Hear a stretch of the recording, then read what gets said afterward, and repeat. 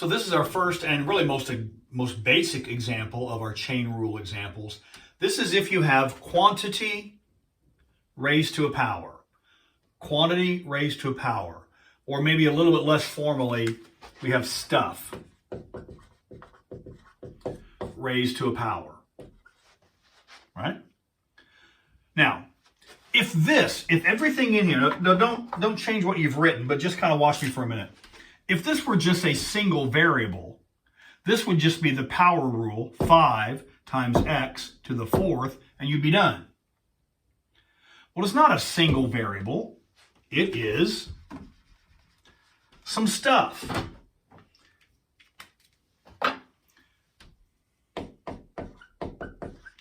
I think that's what I had written there. I've long since forgotten. So this is what we have here, some stuff. But you still apply. So this is quantity raised to a power. So you work from the outside in. You don't do the derivative here first. Work from the outside in, and you only do one derivative at a time. Only do one derivative at a time. So work from the outside in. If this is stuff to the 5th power, this is the power rule. The power rule says 5 times stuff to the 5 minus 1 is 4. Just the same thing as if this were a single letter. But then the chain rule says, if this is not a single letter, if this is some stuff, copy paste, but whatever you pasted, that's what you multiply derivative of stuff.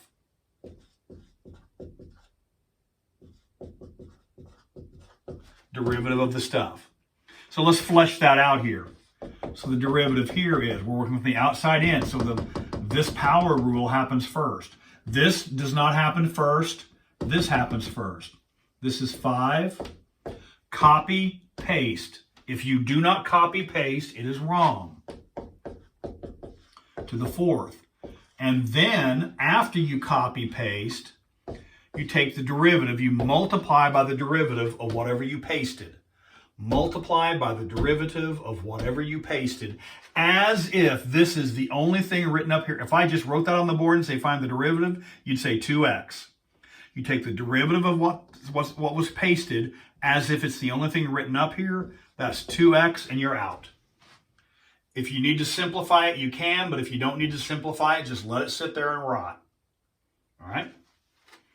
Now, let me show you wrong. Here comes wrong. Don't even write this down. Oh, my goodness.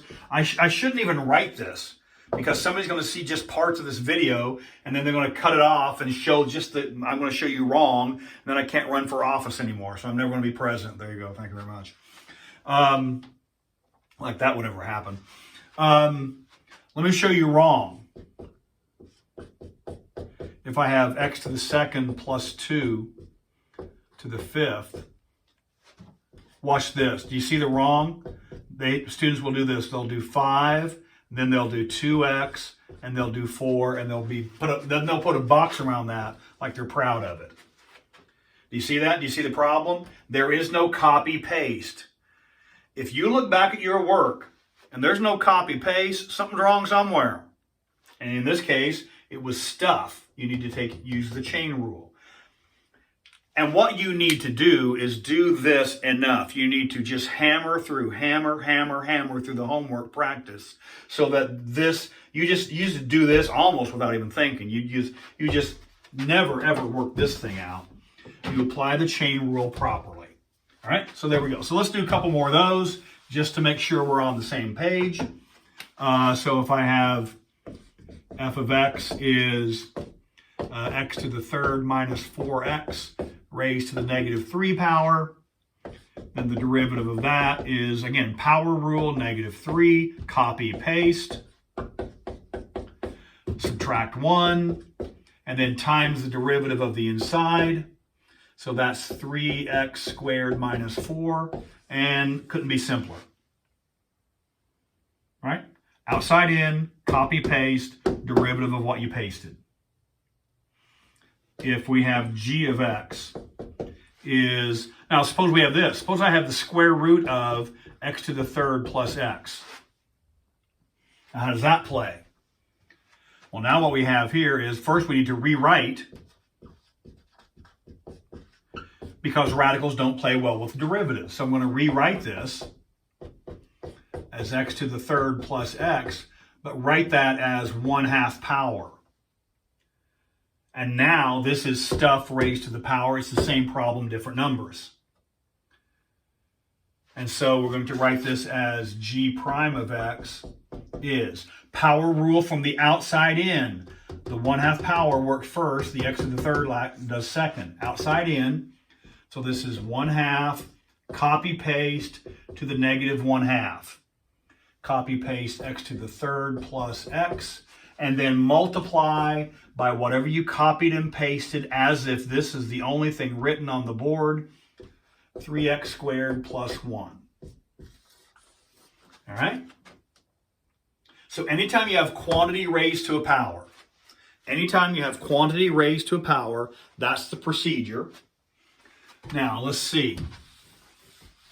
That's true even if it's not a polynomial. What if I have f of x is equal to, let's go, cosine to the fourth. Now you got to remember, you don't need to rewrite this, but the first couple times it's not the worst idea in the world. Remember what this represents? Remember, this is shorthand that you learned back in basic trigonometry. I just taught it to my basic trigonometry class the other day. This is what you learned back in basic trigonometry. This really means cosine of x to the fourth power. So if you need to rewrite that, that will help you see this really is the chain rule.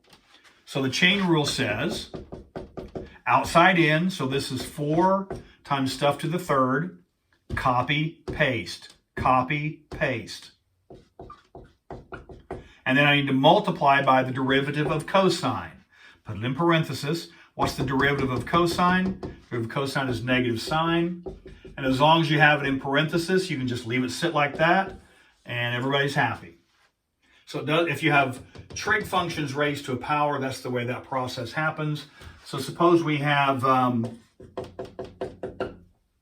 suppose I have f of x is equal to tangent of x. And suppose I want to find the second derivative. Find the second derivative of tangent. Well, the first derivative of tangent is secant squared. And because I'm going to take the second derivative, I'm going to rewrite that.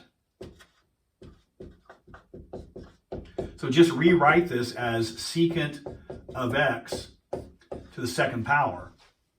And now you're ready to apply the second derivative, which is the power rule. So this is 2 times stuff to the first, copy, paste, and then multiply by the derivative of the inside. The derivative of secant is secant tangent. And if you don't need to simplify it, don't. Just let it sit there. So, anytime you have quantity raised to a power, that's the procedure using the chain rule. And in this next videos, we'll go through some other scenarios if we have quotient rule thrown in with chain rule and those kinds of things. So that's how we'll talk about that, and we'll get those up on the next video.